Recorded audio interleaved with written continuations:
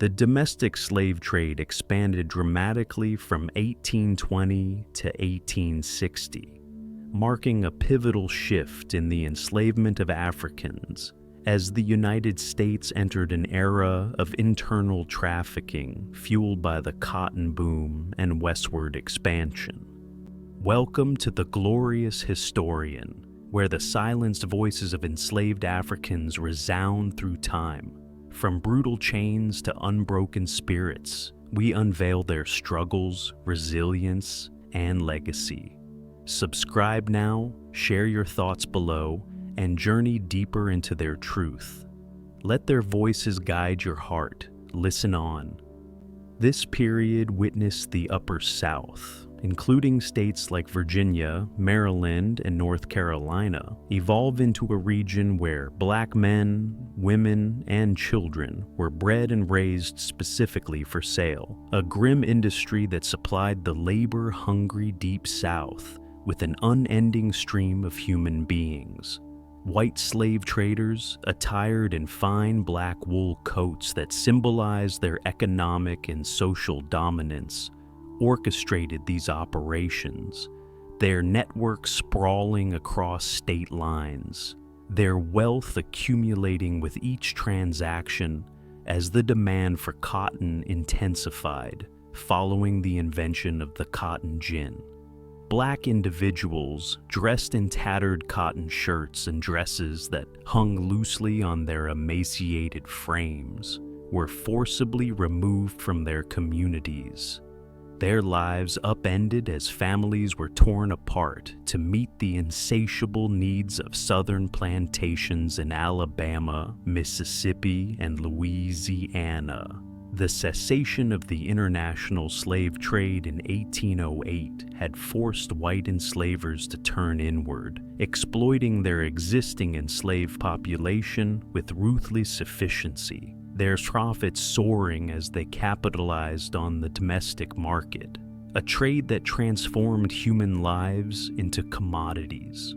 Overseers, clad in gray wool coats that marked their role as enforcers, managed the logistics of these transfers, their whips ensuring compliance, their presence a constant menace that drove the enslaved forward with little regard for their suffering. The expansion of this trade brought a new scale of misery. Black resilience tested as they faced the uncertainty of relocation, their strength a quiet defiance against the commodification that reduced them to mere property. This network of suffering stretched across the nation, breaking familial bonds and scattering Black communities, a system that entrenched the economic power of the white South, while leaving an indelible mark of trauma on the enslaved.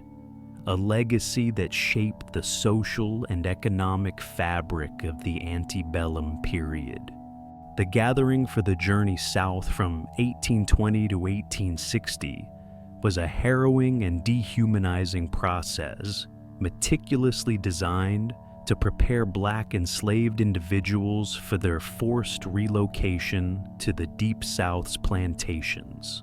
White slave traders, dressed in fine black wool coats that exuded authority, assembled Black men, women, and children from disparate plantations and farms, their tattered cotton clothing inspected with a critical eye to determine their marketability, a cold assessment that stripped away any semblance of humanity.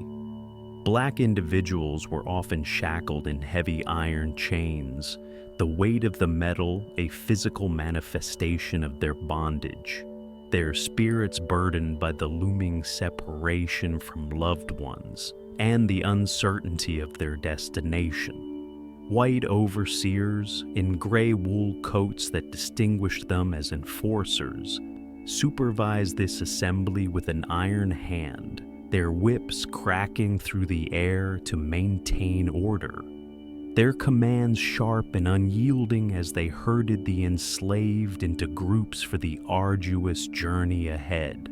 The process included a final and invasive inspection, where black individuals were forced to stand in long lines under the open sky, their bodies scrutinized by traders for signs of health or defect, their dignity eroded in a public ritual of ownership that left them vulnerable and exposed. Black resilience emerged in these moments of trial, their ability to stand tall despite the humiliation, a testament to their inner strength. Their quiet resolve, a shield against the degradation imposed upon them. The gathering marked the beginning of a brutal odyssey. White profit, the sole driving force. The enslaved reduced to merchandise as they were prepared for the long marches or perilous riverboat trips that would carry them into deeper misery. This stage of the trade was marked by an overwhelming sense of fear and despair. The black community's cultural and familial bonds strained to the breaking point, yet their endurance persisted, a foundation for survival that would be tested in the trials to come. The forced march southward from 1820 to 1860 was a grueling ordeal that subjected black enslaved individuals to physical and emotional torment, a journey that stretched across hundreds of miles through unforgiving terrain. White slave traders, clad in fine black wool coats that signified their control, led these marches on horseback, their pace relentless, their authority absolute as they drove the chained groups forward with little regard for the suffering they inflicted.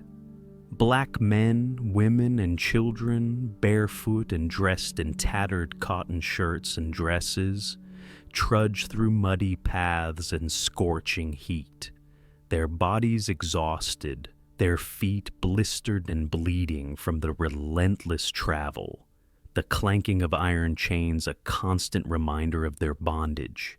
The routes, often referred to as the slave trail of tears, wound through dense forests, across rivers, and past towns where white onlookers sometimes jeered or turned away, their indifference adding to the humiliation and isolation felt by the enslaved. Overseers in gray wool coats patrolled the lines with vigilance, their whips ready to punish any who faltered or lagged behind.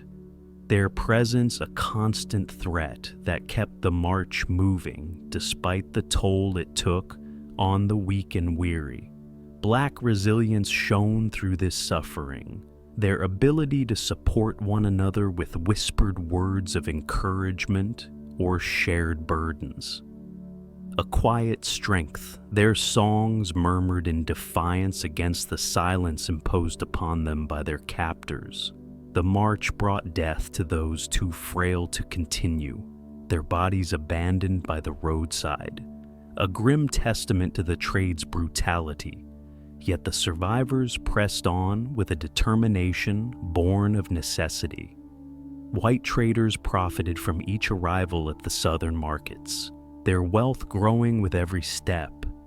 The misery of the enslaved, a secondary concern, a journey that broke spirits but also forged a legacy of endurance that would echo through generations. The riverboat passage to misery from 1820 to 1860 offered no respite, a treacherous and dehumanizing leg of the journey south that pushed black enslaved individuals to the brink of endurance. White slave traders, dressed in fine black wool coats, oversaw the loading of black men, women, and children onto overcrowded steamboats, their human cargo stowed in cramped and suffocating holds below deck, the air thick with the stench of unwashed bodies and the palpable despair of the captives. Black individuals, clad in tattered cotton dresses and shirts that offered little protection, were chained together in these confined spaces, their bodies pressed against one another, their movements severely restricted. the lack of light and ventilation exacerbating their physical and emotional suffering. The Mississippi River became a highway of anguish, white crews navigating the waters with a focus on speed and profit, their indifference to the cries and moans rising from below deck absolute. Their sole concern, the delivery of the enslaved to southern markets in good condition. Overseers in gray wool coats guarded the holds with an iron hand, their whips ensuring compliance. Their presence a constant reminder of the powerlessness of those aboard, their role critical in maintaining order amidst the chaos. Black resilience emerged in the shared prayers and quiet acts of support among the enslaved, their spirits holding firm against the squalor and disease that spread rapidly, their strength a beacon in the darkness of the hold. Death was a frequent visitor on these voyages, the weak succumbing to illness or exhaustion. Yet the survivors clung to life with a tenacity that defied their circumstances, their journey a testament to their unyielding will. White traders reaped substantial rewards upon arrival, their profits secured.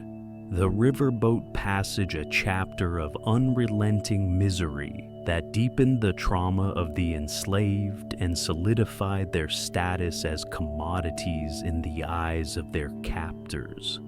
Arrival at southern plantations from 1820 to 1860 marked the end of the journey, but the beginning of a new and intensified phase of misery for Black enslaved individuals, a transition that offered no relief from their suffering. White plantation owners, attired in fine wool suits that signified their wealth and status, greeted the new arrivals with a cold and calculating gaze, their eyes assessing the worth of each Black man, woman, and child, their decisions driven by the immediate labor needs of their sprawling estates.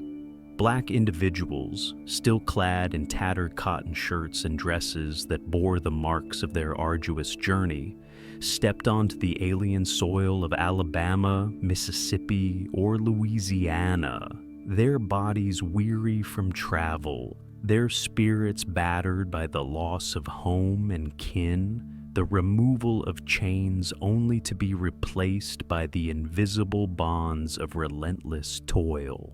Overseers in gray wool coats took charge upon arrival, their whips enforcing immediate compliance, their commands sharp and unyielding as they assigned tasks in the cotton fields or domestic quarters, their role pivotal in integrating the newly purchased into the existing labor force. The landscape was harsh and unforgiving, the southern climate a constant challenge, white enslavers demanding instant productivity. Their wealth depended on the sweat and blood of the enslaved, a system that offered no respite. Black resilience surfaced in their ability to adapt to this new environment, their strength evident as they faced the unfamiliar with a quiet dignity, their community bonds strained, but not entirely severed by the dispersal. The arrival brought a profound sense of loss and dislocation. The southern plantations a place of intensified suffering, where hope was scarce, yet their endurance laid the groundwork for survival. A silent protest against the system that sought to define their existence solely through labor.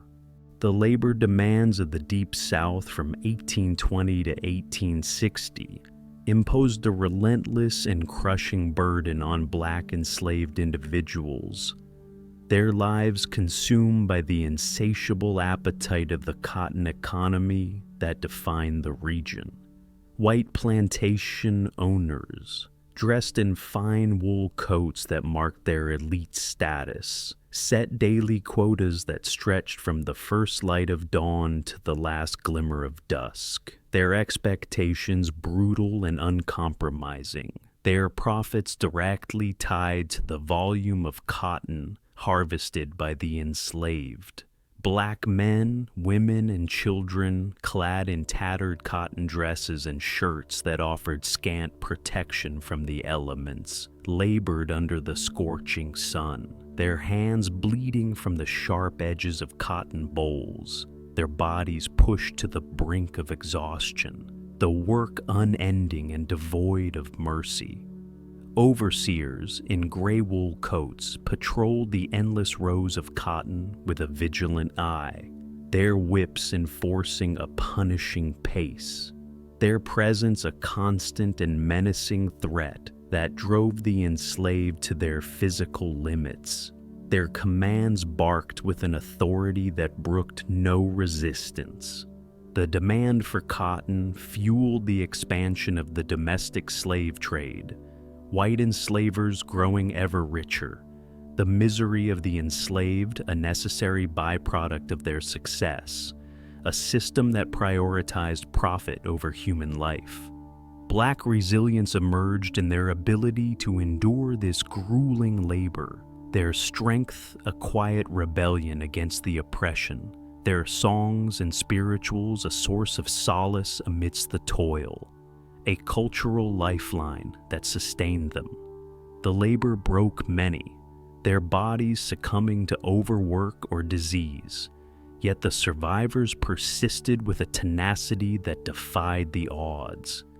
Their endurance a testament to the unyielding human spirit, a legacy forged in the fields of the Deep South that would resonate through time.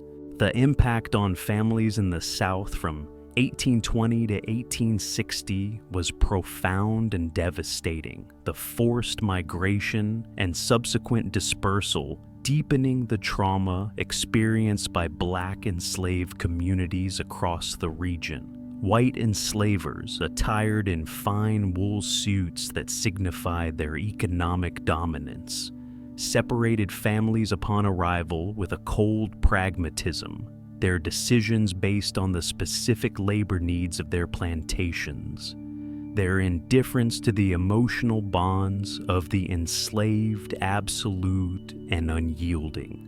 Black mothers lost their children to different owners, their cries rising and falling unheard amidst the clamor of the fields, their tattered cotton dresses a poignant symbol of their loss, the separation a wound that festered in their hearts with no hope of healing. Fathers were assigned to distant fields or sold to other estates, their families fragmented beyond recognition, their strength tested by the isolation and the constant ache of missing loved ones, the bonds of kinship strained to the breaking point. Overseers in gray wool coats enforced these splits with ruthless efficiency, their whips silencing any attempt at resistance or reunion. Their role, a cruel extension of the enslaver's will, ensuring that the plantation order remained intact. Black resilience grew in the face of this profound loss, their ability to support one another through shared grief and whispered memories a quiet strength, their spirit unbroken despite the relentless assault on their familial ties. The impact left a legacy of pain that reverberated through generations. The southern plantations a crucible of suffering, where the family unit was systematically destroyed, yet their endurance persisted, a foundation for future hope and a testament to the human capacity to endure even the most harrowing circumstances. Resistance along the journey from 1820 to 1860 offered glimmers of hope and defiance for Black enslaved individuals, a courageous stand against the forces that sought to drag them into deeper misery. Black men and women, clad in tattered cotton shirts that bore the stains of their labor, slowed the pace of the marches or slipped into the dense forests along the route, their actions subtle yet powerful, their strength evident in their refusal to submit fully to the traders' control. White slave traders, dressed in fine black wool coats, faced unexpected delays and disruptions, their authority challenged by this quiet rebellion, their frustration mounting as they struggled to maintain the schedule of the forced migration. Overseers in gray wool coats responded with harsh punishments, their whips cracking to crush this resistance, their efforts relentless yet unable to fully suppress the enslaved's determination. A testament to the depth of their will to survive, Black children, with their small and agile bodies, evaded capture by hiding among the underbrush or blending into the crowds of onlookers, their bravery inspiring those around them, their actions a spark of hope in the face of overwhelming odds. White crews and traders grew increasingly frustrated by these acts of defiance, their plans disrupted, the resistance noted and met with heightened vigilance. Yet it could not be entirely quelled. Black resilience flourished in these moments of resistance, their efforts planting the seeds for future freedom movements. A legacy of courage born from the misery of the journey that would eventually contribute to the broader struggle against slavery. The legal framework of the trade from 1820 to 1860 provided a robust and unyielding foundation that entrenched the forced migration of Black enslaved individuals, supporting white power with a network of laws designed to perpetuate their dominance. White lawmakers, dressed in fine wool suits that marked their elite status, passed legislation that not only enabled but actively encouraged the domestic slave trade, their authority absolute as they crafted a legal system that protected the economic interests of the planter class. A framework that turned human suffering into a profitable enterprise. Black families, clad in tattered cotton dresses that offered little protection from the elements, had no rights under these laws, their relocation and separation legalized, their pleas for mercy or reunion ignored by the courts, their humanity reduced to a legal fiction that served the white majority. Auctioneers in black wool coats operated with impunity under this legal shield, their sales sanctioned by the state, their role secure as they conducted transactions with the full backing of the judicial system, a pillar of the slave economy that facilitated the trade. Overseers in gray wool coats enforced compliance with these laws, their whips backed by legal authority, their control firm as they ensured the smooth execution of the forced marches and riverboat passages. Their presence a constant reinforcement of the system's power. Black resilience endured despite this legal oppression, their spirit unbroken by the chains of law, their strength a quiet protest against the system that sought to define them as property, a defiance that would eventually contribute to the trade's undoing. The cultural erosion of the sold from 1820 to 1860 devastated the identities of Black enslaved individuals, the forced migration south, stripping away the rich heritage that had sustained them through generations of hardship. White buyers, attired in wool suits that signified their economic dominance, scattered families across the southern plantations, their traditions disrupted and their cultural practices fragmented, a dispersal that severed the threads of their collective identity and left them adrift in an alien land. Black elders, dressed in tattered cotton shirts that bore the wear of years, lost the opportunity to pass down their oral histories, songs, and rituals, Their role as cultural custodians diminished as they were sold away, their wisdom fading with each transaction, a profound loss that weakened community bonds. Overseers in gray wool coats suppressed the singing of spirituals and the telling of tales that offered solace, their enforcement strict and pervasive, their control extending to the cultural expressions that served as a lifeline for the enslaved, a further blow to their sense of self. Black resilience persisted in the face of this erosion, their stories preserved in secret gatherings and whispered exchanges, their strength enduring as they sought to maintain a connection to their African roots despite the efforts to erase them. The cultural loss weakened their identity, leaving a void that was difficult to fill, yet their spirit survived, a legacy reclaimed over time through the efforts of those who remembered and rebuilt, a quiet victory against the forces that sought to obliterate their heritage. The legacy of the Sold South from 1820 to 1860 stands as a profound testament to the resilience of Black enslaved individuals, shaping the course of history with an enduring strength that inspired future generations and fueled the movement toward emancipation.